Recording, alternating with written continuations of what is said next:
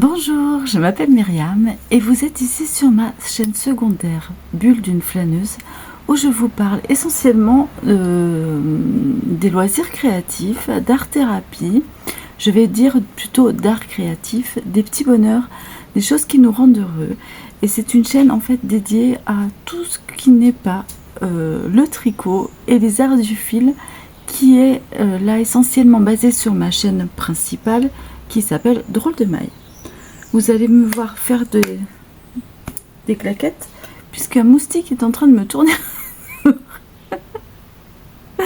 Donc bienvenue, installez-vous. Là on va faire aujourd'hui, ça va être un podcast. On va parler des petites choses qui nous rendent heureuses. J'ai des choses à vous dire avant, mais je vais vous parler en fait du bonheur simple et comment essayer de prendre du bonheur, oui simplement. Voilà.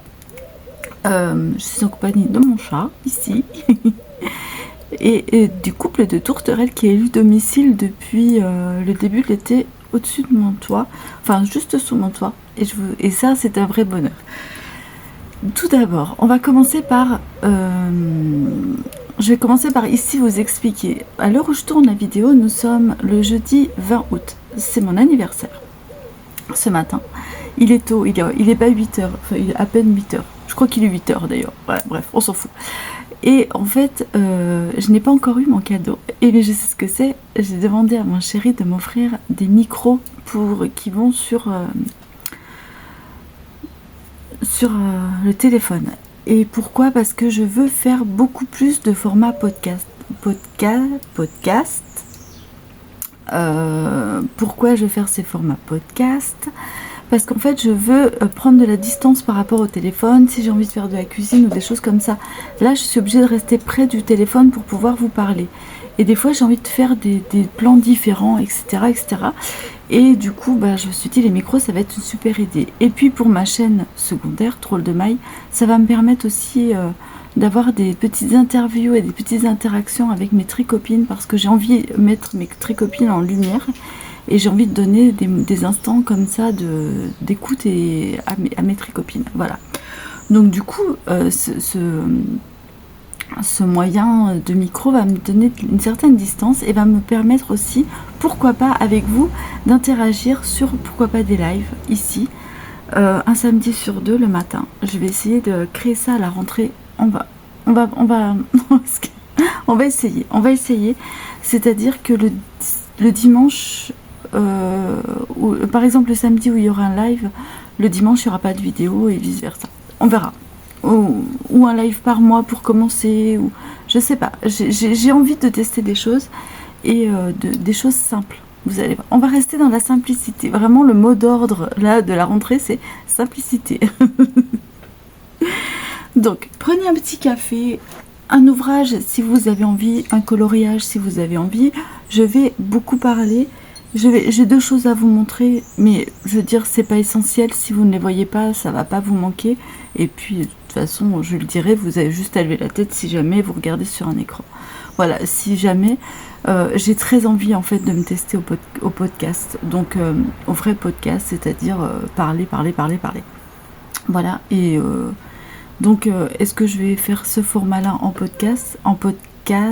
Oui. Pourquoi je dis podcast? Parce qu'en fait, il y a Juliette Katz qui fait les podcasts. C'est Juliette, coucou les girls, à l'époque sur YouTube. Je sais pas si vous avez connu, mais bon, bref, moi j'aime beaucoup cette femme. Et maintenant elle fait des podcasts parce qu'elle s'appelle Juliette Katz. Et je confonds les 2 mots parce que en toute bonne dyslexie que je suis, voilà. Pardon pour le bruit du... Je suis désolée, je voulais pas le faire, mais j'avais très soif. Donc prenez vos cafés, on va parler des petits bonheurs simples. L'idée de la vidéo m'est venue car j'ai trouvé... Donc je vais vous montrer le premier objet et du coup, vous aurez plus besoin de regarder après.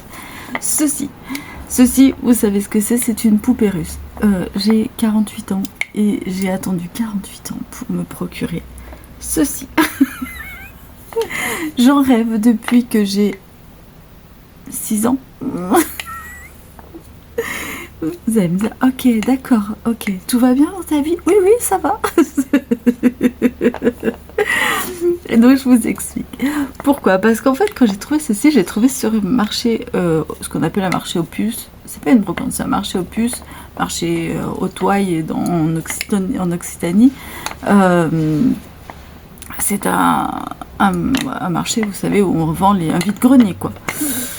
Et hop, je rêvais de ces petites poupées. J'en vois souvent chez les gens, mais je voulais la traditionnelle. Et je ne voulais pas une poupée russe neuve. Je voulais une poupée russe qui est vécue, mais je voulais pas non plus, vous savez, maintenant il y a de tout, des animaux, des trucs. Je voulais vraiment ces petites poupées, les anciennes, et il y en a 6 à l'intérieur. Voilà, la traditionnelle, la petite poupée russe traditionnelle. La babouchka, matrioshka, babouchka, ce que vous voulez. Russe traditionnelle, voilà. Pourquoi? Eh bien, je ne sais pas. Je m'étais dit qu'un jour, j'aurais ma poupée. Alors, il y en a qui veulent une Rolex dans leur vie. Moi, c'est une poupée russe. Bah, écoutez, j'ai accompli. Je peux cocher la case poupée russe. C'est fou, hein. Mais en plus, le gars les vendait assez cher et tout. Quand il m'a dit, mais à vous, je vous la laisse. Il m'a la laissée pour que dalle. Je pense qu'il y a eu un coup de cœur sur cette poupée. Enfin, elle était là pour moi. Voilà. Et en fait, ça, c'est juste ce que j'appelle un petit bonheur de la vie. C'est vraiment la chose la plus simple qui puisse arriver, mais qui va vous remplir votre journée de joie. Et je suis rentrée chez moi, j'ai défait mes petites matrioshka, et j'ai regardé jusqu'à la plus petite. J'ai regardé Alors, c'est pas le fait de posséder ni quelque chose de valeur, parce que ça n'a aucune valeur, on est bien d'accord, ni quelque chose de posséder pour posséder. J'ai attendu 48 ans, enfin 40, on va dire 40 ans pour l'avoir, donc c'est pas non plus, voilà, c'est pas le fait de posséder, c'est juste le fait d'avoir un objet qui a vécu à travers les âges. Moi, c'est vraiment ça, et qui est de passage chez moi, puisque je sais très bien que cette babouchka un jour terminera ailleurs, quoi. J'espère qu'elle sera pas jetée, j'espère qu'elle continuera sa route ailleurs. C'est vraiment voilà, je suis vraiment, alors je suis absolument pas matérialiste, c'est-à-dire que il y a des choses que par moment j'ai des coups de cœur, j'aime, je les ai, et s'il faut que par souci de place, dans un déménagement, il faut que je le donne, que c'est des choses qui passent. En fait, pour moi, les objets passent dans une vie. On peut avoir quelque chose qu'on aime très fort parce qu'il nous remplit on le trouve beau, esthétique, nanana, et il nous remplit de bonheur à un instant T. Et puis l'instant d'après va aller dans une autre maison, on va le donner, on va l'offrir à quelqu'un parce que on a vu que la personne finalement vous dit, oh, par exemple, pas encore, mais peut-être que dans quelques années, quelqu'un me dira, oh, j'ai toujours rêvé d'avoir une poupée russe et tout, j'ai jamais eu l'occasion d'en acheter une et tout. Peut-être qu'il ira à cette personne. Vous voyez ce que je veux dire? Voilà. Et ça, le bonheur, et en fait, il sera au moment où je l'ai eu, parce que là, pour l'instant, elle me remplit de bonheur. Je l'aime, elle est sur un meuble, elle me regarde, et j'aime quand elle me regarde, j'aime la voir, j'aime sa petite bouille, j'aime tout ça. Et le jour où peut-être je l'offrirai à quelqu'un, et ça fera plaisir à ce quelqu'un. Voilà. Et ça, je trouve que ça fait partie du bonheur des objets qui nous entourent, du bonheur de la vie, en fait, de donner une âme et de la vie aux choses qui nous entourent. Et ça, pour moi, c'est un réel bonheur. Donc, voilà, si j'avais la définition à dire, non, le bonheur, en fait, pour moi, n'existe pas en tant qu'identité, en tant qu'entité. Il existe en tant qu'action. Et en tant que on se l'offre, en fait, c'est quelque chose qu'on s'offre ou qu'on ne s'offre pas. Soit on a le droit, tout le monde a droit au bonheur et tout le monde a le droit mais pas au même bonheur, en fait. Se faire plaisir, ça sera des fois dans des choses très simples, et ce sera aussi dans l'humilité, dans la simplicité des choses et de l'instant, et dans l'écoute et dans l'écoute et dans le plaisir dans la qualité qu'on va mettre à cette écoute et à cet instant, et dans le temps que l'on prendra à recevoir, à accueillir le bonheur. Je ne vous ai pas dit, je fais une petite parenthèse, pourquoi je parle comme un livre? Parce que je suis art thérapeute et que souvent, l'art-thérapie, c'est un peu la recherche du bonheur. On pense souvent que je vais faire partie des gens qui, avec une baguette magique, tac, Hermione est arrivée. Non, je ne peux pas distribuer du bonheur avec une poussière d'étoiles ou quelque chose comme ça. Et souvent en art-thérapie, on a souvent cette discussion du bonheur, et je sais que cet atelier sur le bonheur plaît énormément, et j'ai envie de vous en partager un tout petit bout, parce que là je vais pas vous faire de l'art et tout ça, mais on va en parler, et voilà. Parenthèse fermée. Voilà pourquoi je vous parle comme un livre, et pourquoi je viens vous exposer un thème comme ça avec des petites recettes qui sont pas sorties de mon... Voilà. Ensuite, attention, je suis une art thérapeute à part entière, donc j'ai une façon de travailler, un ressenti et une vision bien spécifique, on va dire au plus objective, mais certainement pas la science infuse et une vérité exacte. Voilà, ceci dit, on peut reprendre. Donc, je vous disais, dans les petits objets de la vie, donc on peut trouver du bonheur, voilà. On peut un petit réconfort. Ça peut être un réconfort. Le jour où vous allez pas bien, ben moi je vais jouer aux poupées russes. C'est pas parce qu'on a 40 ans qu'on ne peut pas jouer à la poupée, c'est pas parce qu'on a 60 ans qu'on ne peut pas jouer à la poupée, c'est pas parce qu'on a... voilà. Je sais que par exemple, il y a une personne qui va me dire... Moi, l'art, c'est pas mon truc. J'ai pas... dessiner, ça m'ennuie, j'allais dire un autre mot. Créer, papouiller de la terre, je trouve ça me répugne. Écouter de la musique, oui, mais en faire, certainement pas. Voilà, c'est une personne qui va pas trop aimer ce genre de truc. Il y a une autre forme d'art, il y a une autre forme qu'on sous-estime, c'est en fait le jeu, un art très ludique. Et on s'autorise aujourd'hui, en 2026, je parle, à être régressif. Je m'explique. On s'autorise aujourd'hui à se dire que c'est pas parce qu'on a été adulte qu'on a connu. On est la première génération, oui, un petit peu avant nous, mais on va dire 10 ans avant moi, mais pas non plus très loin avant, à avoir connu les vrais jeux, les jouets, à avoir ce développement du jeu et du jouet pour l'enfant, où on a même dit les enfants trop gâtés. Donc nous sommes cette première génération à avoir connu des jouets, en fait.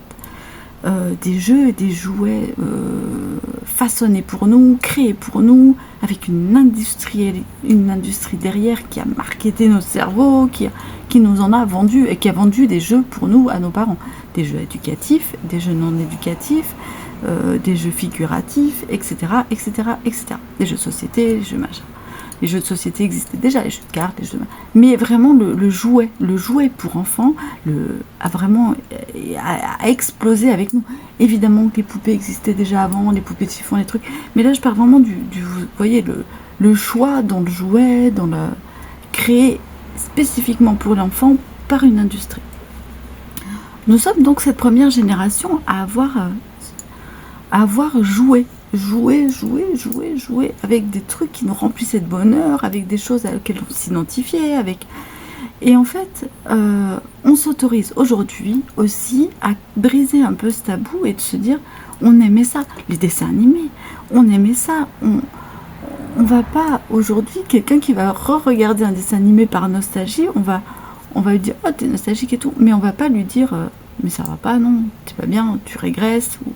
Je pense qu'on est une génération, et je pense sincèrement qu'en vieillissant, pour travailler avec les personnes âgées, je pense sincèrement qu'en vieillissant, on régresse énormément et on a besoin de revenir à cette matrice enfantine et à cette matrice qu'on avait, oui, dans l'enfance. Et nous, les jeux, les jouets, les dessins animés et les séries de notre enfance vont réexploser d'ici une dizaine d'années. On en reparlera, mais vous verrez que voilà, le Lego, je prends simplement le Lego. Le Lego n'est plus fait essentiellement pour les petits enfants avec des briques simples qu'on assemble. Le Lego, maintenant, vous avez des Lego faits pour adultes. On est bien d'accord qu'un enfant de 3 ans, de 5 ans, 6 ans, va mettre 20 ans à faire un Lego Star Wars et va très très vite s'en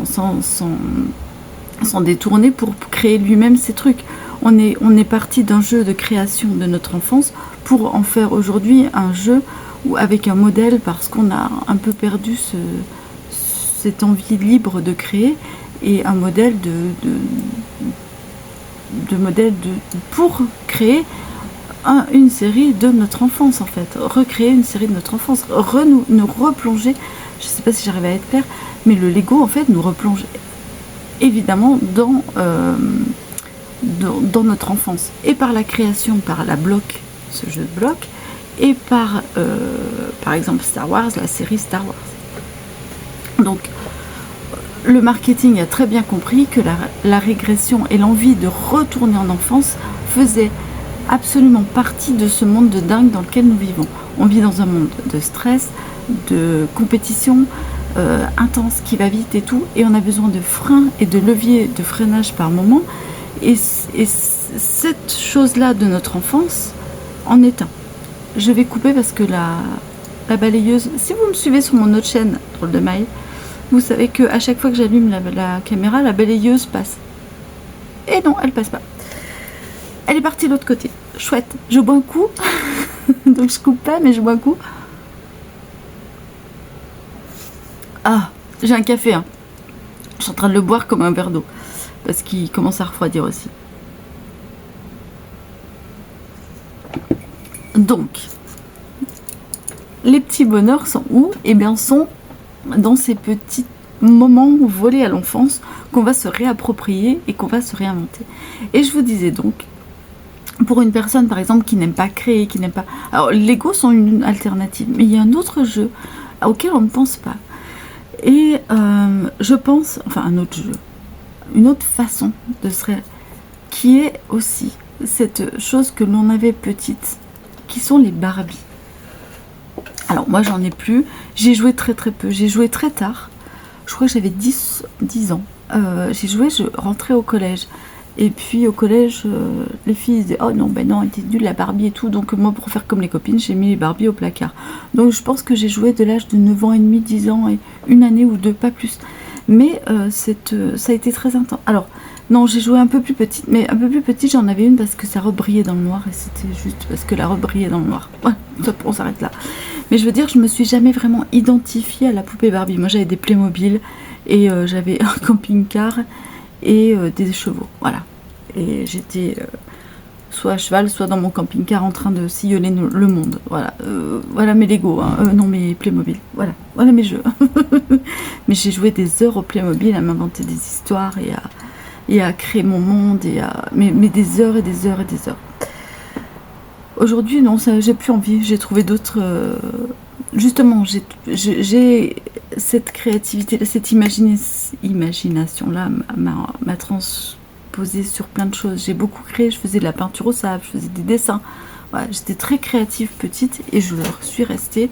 Et du coup, j'explore tout ce qu'on m'offre, et en plus avec Internet, enfin ma créativité a explosé. Stop, parenthèse, je reviens à ma Barbie. Désolée, c'est un peu brouillon. Vous voyez pourquoi je veux un micro? Parce que je veux me balader, je veux tricoter en même temps que je vous parle, je veux faire plein de trucs en même temps que je vous parle, je veux cuisiner, je veux vraiment cette interaction avec vous, et je veux que ce soit vivant, parce que là je vous parle face à une caméra et c'est un peu, je pense un peu, j'espère pas trop pénible. Dites-moi d'ailleurs si ce format vous plaît, n'hésitez pas à liker la vidéo si elle vous plaît, si le format vous plaît, et à commenter et à me dire à quoi vous jouiez vous quand vous étiez petit. Bon allez, je reprends.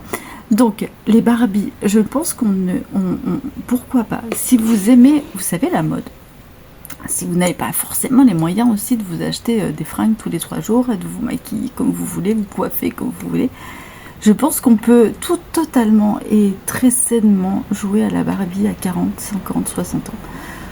On peut reprendre ses poupées, coiffer ses poupées, on peut avoir un doudou. Ça, ce sont des petits bonheurs. Et ce sont des moments très égoïstes qu'on va n'avoir qu'avec soi-même. Et ça, je pense que c'est absolument pas quelque chose de honteux ou quelque chose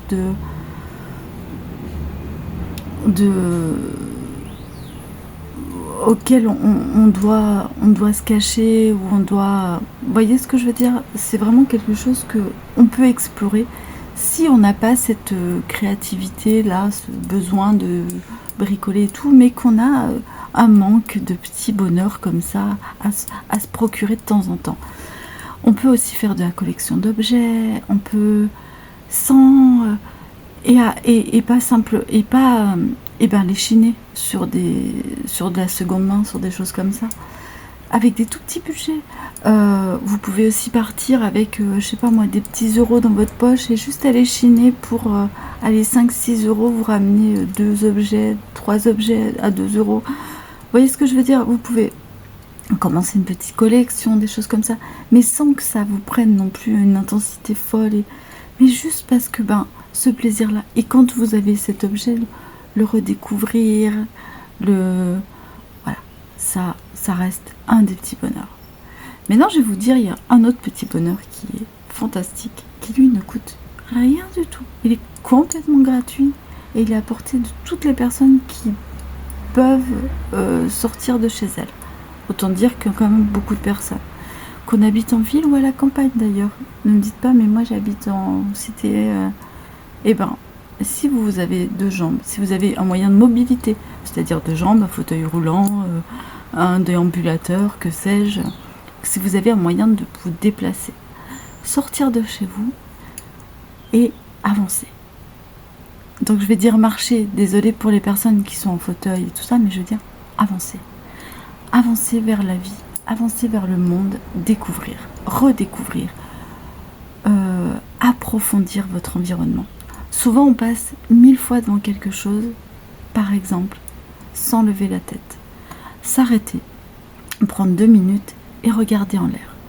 Regarder les nuages qui vont passer entre 2 barres d'HLM, c'est juste un bonheur.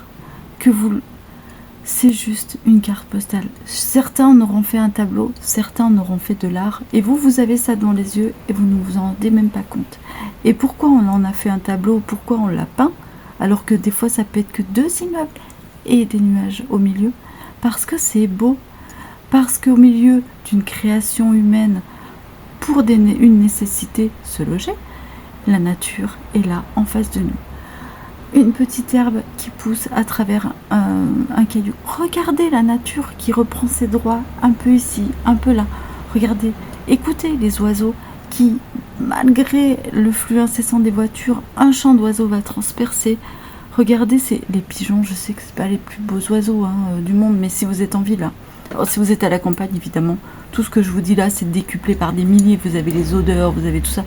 Vous êtes dans un endroit privilégié pour ce genre d'exercice. Mais regardez les pigeons, regardez-les inventer des discours entre eux, regardez-les se mouvoir, donnez-leur à manger. Qu'est-ce qu'on en a à foutre de donner un petit morceau de pain si le pigeon vient vous voir? Enfin, je veux dire, là, moi, je suis hyper heureuse parce que sous mon toit, j'ai un nid de tourterelles.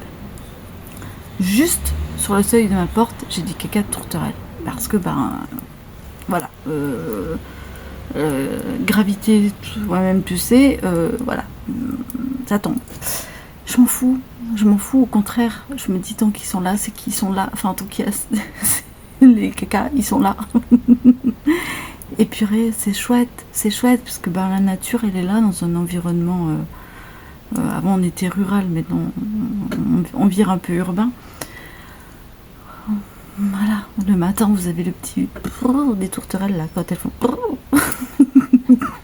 C'est génial. Et en fait, en face de chez moi, là, j'ai une rangée de platanes, et dedans, il y a des oiseaux.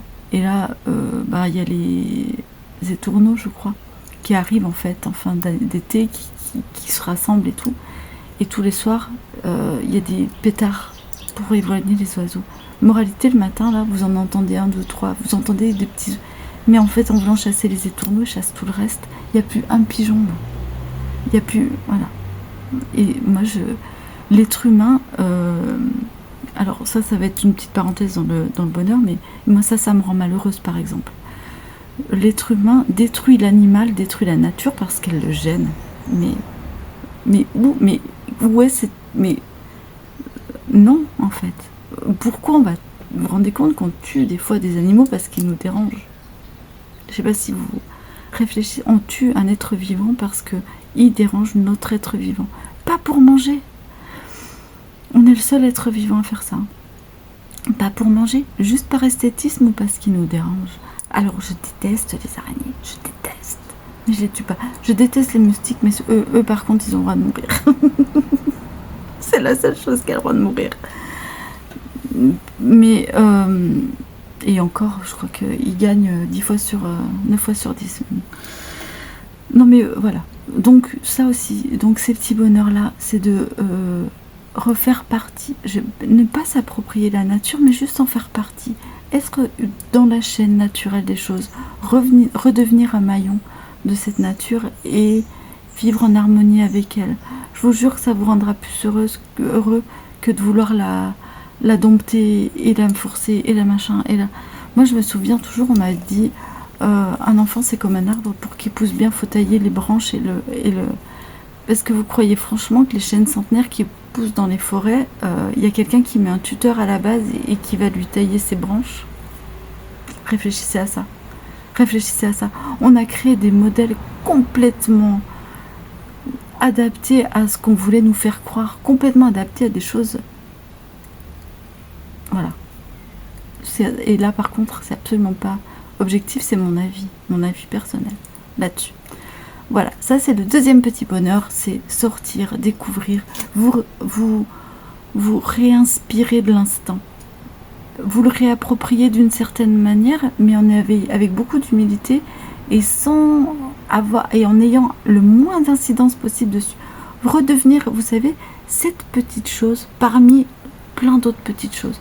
Car on est tous une petite chose, on n'est personne. Du moment où... Alors oui, bien sûr, il y a des gens qui accomplissent sur la Lune, etc., etc. Il y a des grands chercheurs qui découvrent des maladies. On ne parle pas d'eux. Hein. Eux, ils sont dans une autre dimension. Mais moi, je vous parle du commun des mortels, de nous tous, en fait. Et de nous qui cherchons le bonheur, où il peut se baser et comment être heureux aujourd'hui. Comment être heureux aujourd'hui, c'est aussi réapprendre à être humble, je pense, et réapprendre à être cette petite chose et à s'émerveiller des autres, en fait, des autres qui nous entourent, des personnes, des choses et tout ça. Le bonheur aussi va être, pour moi, je pense, dans un film, une série, un livre, dans cet instant qu'on va prendre, où on va... Alors beaucoup vous disent, alors ça c'est quelque chose que je vois beaucoup avec le tricot, c'est donc écouter une histoire, lire une histoire ou regarder une histoire, pour réenclencher cette imagination qui s'en va avec le temps. Beaucoup vont me dire, moi j'ai pas le temps de lire, j'ai pas le temps de ci, j'ai pas le temps de ça. Si vous m'écoutez là, c'est que soit vous avez une télé, soit vous avez un téléphone, soit vous avez un ordinateur. Si vous avez un téléphone et un ordinateur, combien de temps vous passez à scroller? Combien?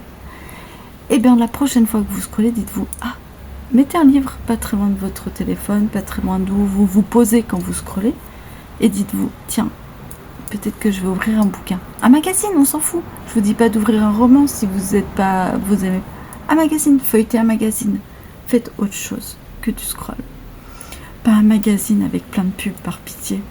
Prenez un truc géo qui vous emmène ailleurs. Enfin, vous voyez ce que je veux dire? Un magazine, j'allais dire intelligent. Un magazine, au moins, qui vous évade, qui vous fait vous évader. Pas un géo, un inrecuptible par exemple sur la musique, mais pas un truc qui est bourré de pub, et encore c'est bourré de pub, enfin bref, vous voyez ce que je veux dire. Voilà, ça c'est un bonheur. Reprendre le temps d'une série, d'un film, d'un magazine, d'un livre, reprendre ce petit temps-là et se l'accorder qu'à ça. Posez votre téléphone. Combien regarde la télé avec... moi je le fais, hein, donc je suis pas du tout... Mais des fois je me dis, pose ton téléphone. Des fois je le prends et je fais, hop, et je le pose. Posez votre téléphone, vraiment, ça c'est... Je pense que ce téléphone est fantastique sur plein d'aspects, mais peut être un véritable poison pour d'autres, mais vraiment poison, parce qu'il nous prend la chose la plus précieuse qu'on a au monde, c'est-à-dire le temps. Le temps, parce que le temps c'est quelque chose qui vient, qui défile à une vitesse folle, et c'est une chose immatérielle, qu'on ne peut pas... posséder en fait, enfin on le possède mais sans, vous voyez ce que je veux dire, qui vous file entre les doigts et au moment où je vous parle, ça y est, c'est déjà fini, on n'en parle plus. Donc ce temps là en fait c'est vraiment le temps est, enfin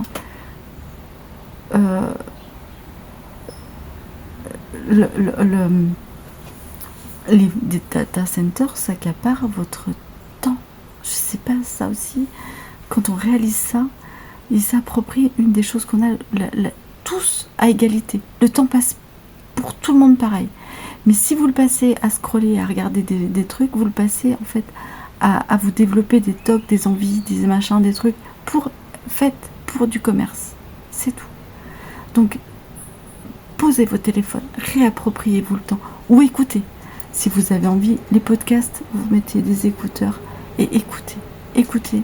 Mais ouvrez les yeux. Faites autre chose que de juste être focus sur un écran. Parce que là, on vous prend la vue, le toucher. Le scroll, c'est terrible parce que ça vous prend la vue, l'ouïe et le toucher. 3 de vos 5 sens. Parce qu'on n'a pas pu développer le goût et l'odorat. Je ne sais pas si vous imaginez. Mais bon, bref. Réapprenez à cuisiner. Si vous passez du temps... Alors, moi, il y a une appli que j'ai pas, c'est TikTok, que je n'avais absolument pas. Des fois, je suis à 2 doigts de céder, mais non, je ne céderai pas. Apprenez à cuisiner, recuisiner. Il y a plein de petits trucs faciles. Les recettes faciles. Testez, goûtez, riez avec votre famille, avec vos amis. Riez de vos échecs. Faites-vous des petits concours de recettes que vous avez. Et puis, vous faites un petit repas, voilà. Ça, c'est des moments de bonheur. Réappropriez-vous les choses dissonantes, en gros, comme des recettes TikTok à foison.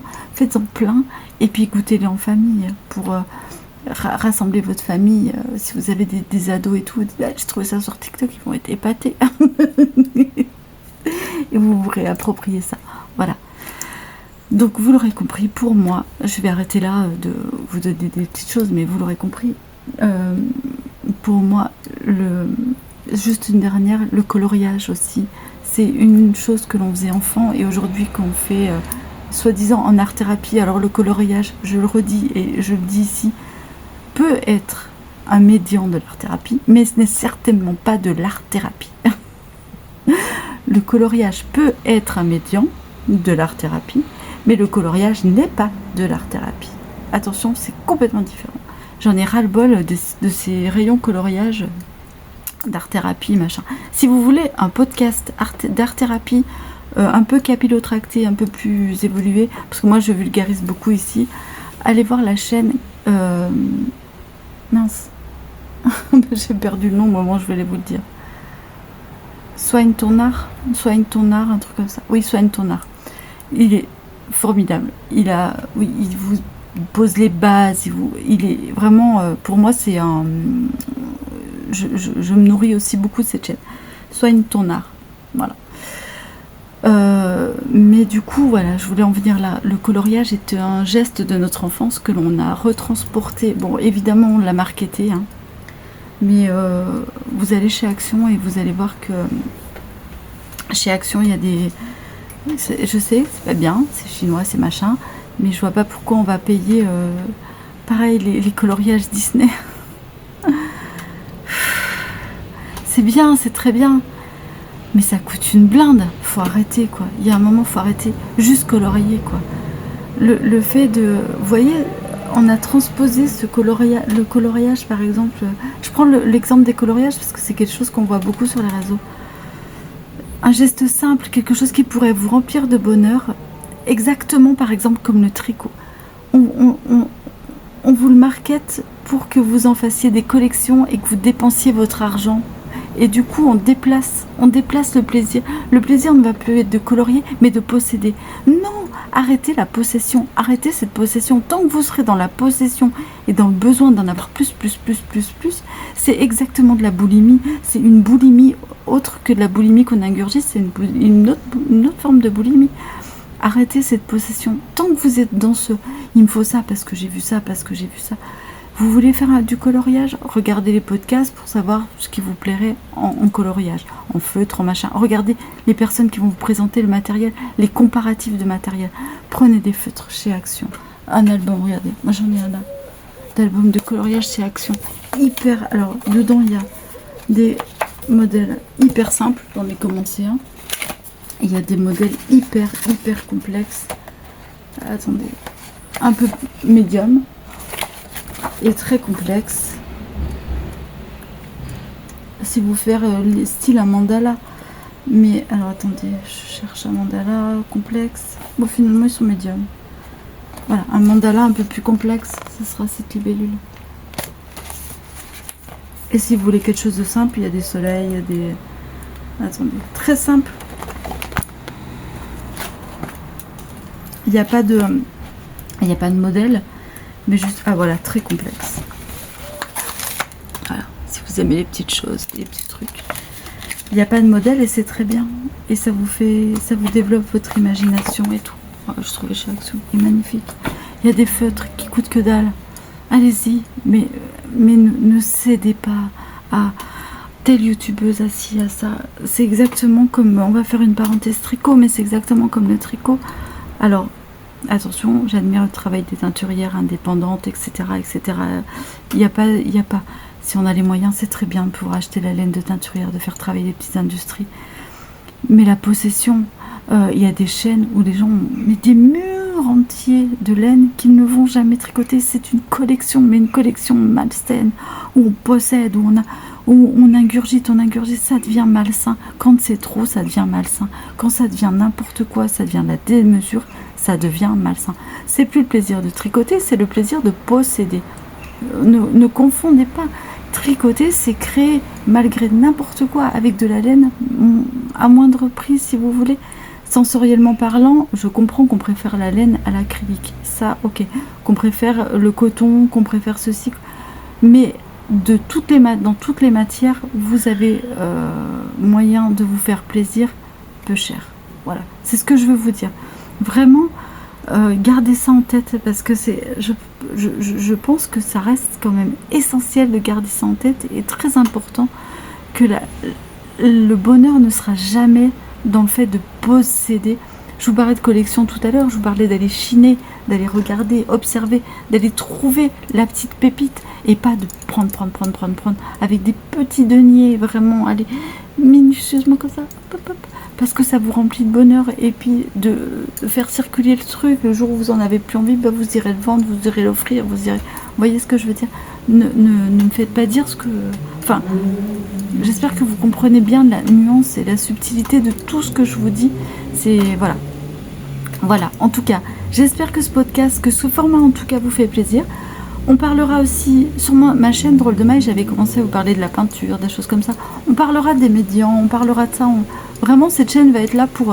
je me sens un peu plus libre de parler de ça ici, plutôt que sur Drôle de Maille, parce que Drôle de Maille, c'était vraiment axé tricot, tout ça. Et puis, je pense qu'il y a des gens qui n'étaient pas là pour ça. Et j'aime bien différencier les choses. Donc voilà, si vous voulez me suivre, n'hésitez pas à vous abonner. Merci de me donner vos impressions. Est-ce que vous aimez créer? Est-ce que ça vous a donné envie? Est-ce que ça vous a donné des idées? Est-ce que vous allez sortir, marcher et regarder les oiseaux et les nuages? Est-ce que, voilà, dites-moi, partagez en commentaire. C'est ce qui me fait du bien à moi aussi, c'est d'avoir cet échange avec vous. Je vous embrasse très fort. Prenez soin de vous. À très bientôt pour une prochaine vidéo qui seront ici le dimanche matin. Ciao!